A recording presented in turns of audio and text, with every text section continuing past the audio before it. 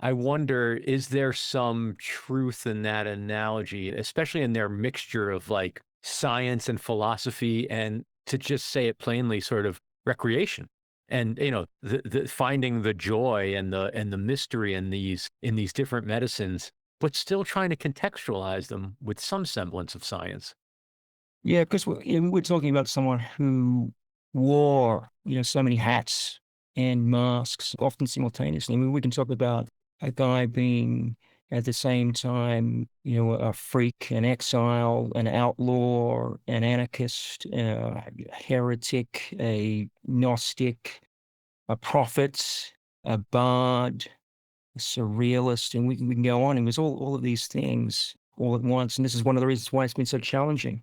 I mean, there's a number of potential challenges that have faced anyone attempting a biography of Terence McKenna.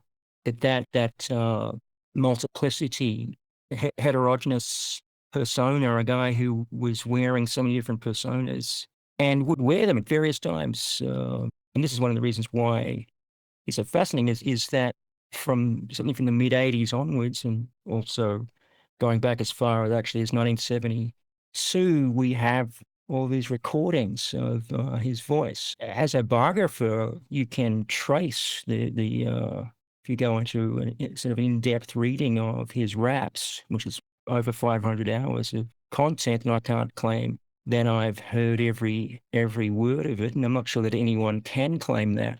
But you can trace the course of his ideas, from week to week, month to month, over a couple of decades.